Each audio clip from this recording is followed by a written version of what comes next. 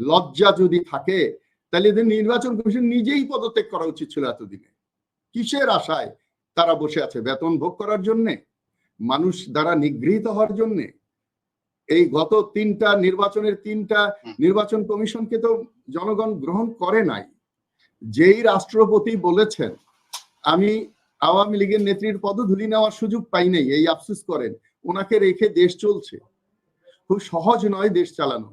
সংবিধানটাকে রাখাটা ভুল হয়েছে, কারণ দুইটা সময় সংবিধান থাকে না। আমি তিনজন বক্তার পরে কথা বলছি, মনির সাহেব একটু খেয়াল রাখবেন। তো জামাত সংস্কার চায়, রবি ভাই বললো, তার মানে ওনারা চায় না? জামাত সহ অনেক দলই সংস্কার। আমরা সবকিছুতেই একটু অস্থিরতা অবলম্বন করি। আরেকটা হলো, আমরা বিচার মানি তবে তাল গাছ আমার, সংস্কার মানি কিন্তু নির্বাচন আগে চাই, আমাকে ক্ষমতায় যেতে হবে, এরকম একটা মনোভাব মনে হয় অনেকের মধ্যেই আছে। তো আমার কথা হলো যে আজকে 23 দিন হলো সরকারের বয়স। আজকে বিএনপির নেতা যে কথাগুলো বললেন, আমরা তো দেখেছি ওনাদের 15ই আগস্টের 15ই ফেব্রুয়ারি নির্বাচন দেখেছি, মাগুরার নির্বাচন দেখেছি, অনেকগুলো নির্বাচন দেখেছি, এবং আওয়ামী লীগের নির্বাচন দেখেছি, জাতীয় পার্টির নির্বাচন দেখেছি। এই তিনটা দল ক্ষমতায় ছিল, এগুলো তো দেশের মানুষ দেখেছে। এবং এই যে 23 দিনের মধ্যে দ্রব্যমূল্য কমানোর চেষ্টা, অনেকে অন্তরীণ করা, বর্ডার সিল করা, এবং অনেকগুলো কাজ হয়েছে, এটা 23 দিনে অতীতে কোনো সরকার করেছে কিনা আমার জানা নেই।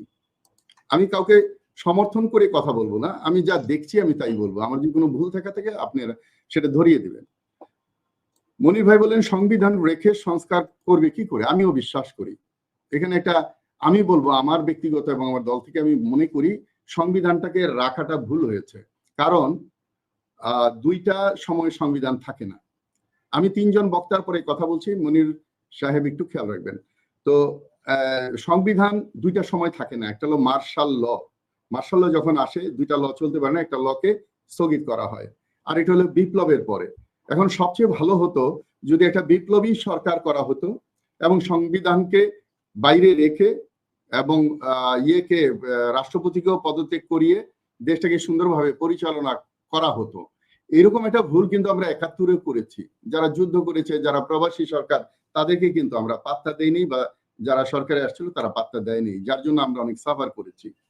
আমি এখানে সরকার গঠনের ব্যাপারে একটু দুর্বলতা আছে বলে আমি ব্যক্তিগতভাবে মনে করি। জামাত সংস্কার চায়, রবি ভাই বললো, তার মানে ওনারা চায় না? জামাত সহ অনেক দলই সংস্কার চায়। রাজনীতিবিদদের প্রয়োজন রাজনীতি করার জন্য, দেশ রক্ষা করার জন্য, দেশ পরিচালনা করার জন্য, কিন্তু রাজনীতিবিদরাও তো ব্যর্থ হয়। রাজনীতিবিদরা ব্যর্থ হয় বলে তো এই ধরনের পরিস্থিতির তৈরি হয়। আজকে আওয়ামী লীগ ব্যর্থ হয়েছে বলে এটা হয়েছে, একসময় জাতীয় পার্টি ব্যর্থ হয়েছে বলে এটা হয়েছে, একসময় বিএনপি ব্যর্থ হয়েছে বলে দেশের পরিস্থিতি, ইমার্জেন্সি এবং এগুলো হয়েছিল। তাহলে শুধু রাজনীতিবিদরাই সব পারে কিন্তু ওনাদের ব্যর্থতা নাই। আমি একজন রাজনীতিবিদ হিসাবে স্বীকার করি যে ভালো রাজনীতিবিদ ছাড়া, ভালো দল ছাড়া একটা দেশ ভালো চলতে পারে না। আবার একটা ভালো নাগরিক ছাড়া, নাগরিক সমাজ ছাড়া একটা ভালোভাবে আপনার সরকার এবং দল গঠন হতে পারে না। আপনার দল গঠন হবে তো 1 নম্বর ইট দিয়ে 1 নম্বর বিল্ডিং হয়, 1 নম্বর জনগণ দিয়ে 1 নম্বর দল হবে। ডক্টর ইউনূসকে ফিক্স করে দেই নাই আমরা, এরকম একটা কথা রবি ভাই বলছে, কেউ ফিক্স করে দেয় নাই, উনি ফিক্স হন নাই। বললেন উনি আসছেন এবং এই দায়িত্ব পালন করছেন, উনি আসেন নাই, ওনাকে ডেকে আনা হয়েছে।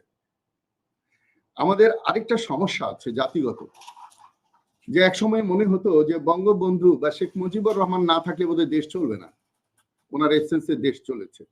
পরবর্তীতে মনে হয়েছে জিয়াউর রহমান না থাকলে দেশ চলবে না, দেশ চলেছে। এরপরে এরশাদ সাহেব আসার পরে মনে হলো এরশাদ ছাড়া দেশকে চালাবে, তো উনি চলে যাওয়ার পরে দেশ চলেছে। এই শেখ হাসিনার সময় আওয়ামী লীগের কাছে শুনেছি অন্তত কিয়ামত পর্যন্ত না হলে 41 সাল পর্যন্ত ওনারা থাকবেন, ওনার কোনো বিকল্প নাই, এই কথা শুনেছিলাম। এখন ডক্টর ইউনূসকে ডেকে এনে বসানো হয়েছে এবং উনি না থাকলেও এই দেশ চলবে। এই দেশ কোনো ব্যক্তির, কোনো গোষ্ঠীর, কোনো পরিবারের উপর নির্ভর করে আর ভবিষ্যতে চলবে না।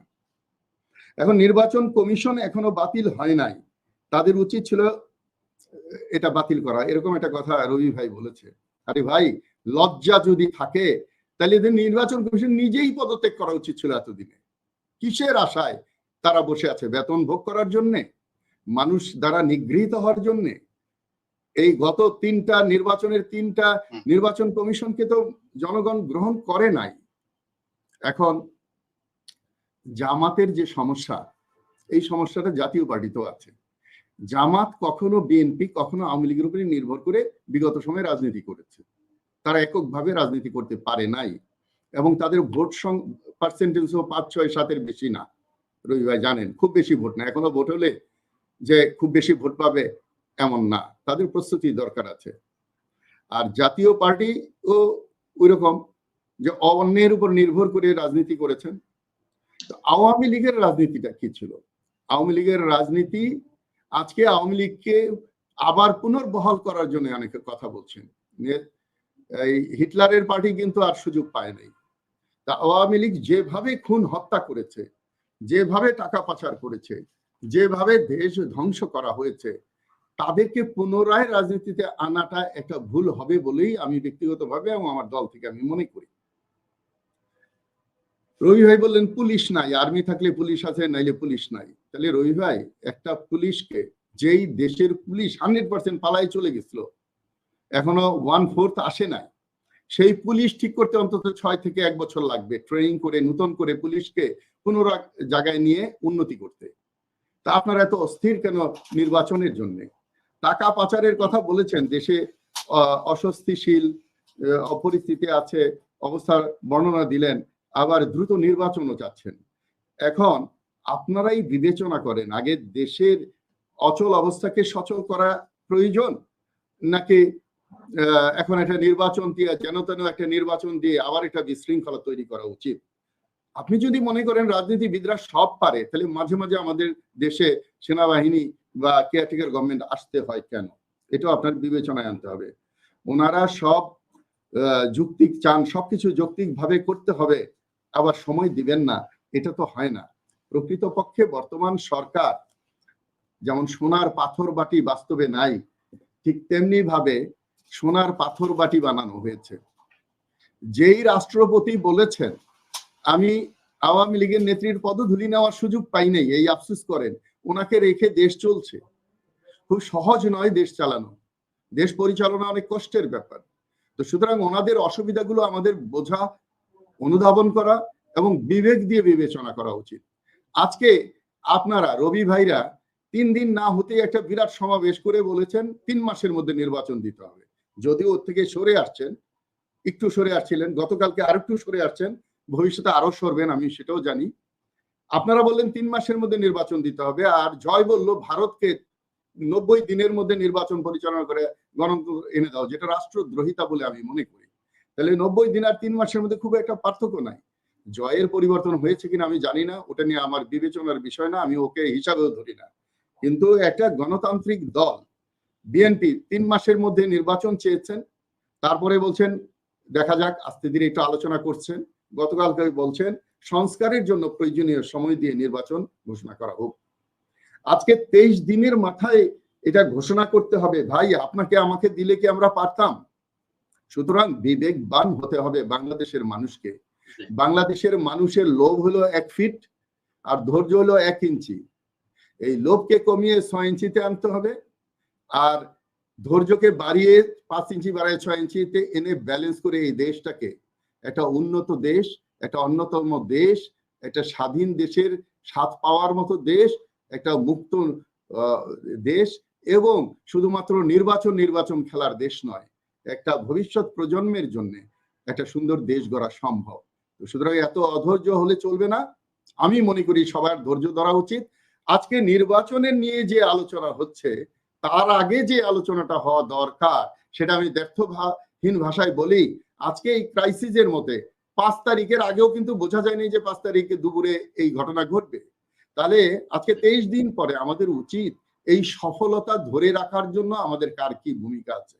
মানুষ কিন্তু তাকিয়ে আছে দেখার জন্য কে নির্বাচনে আগে লেজ গুটিয়ে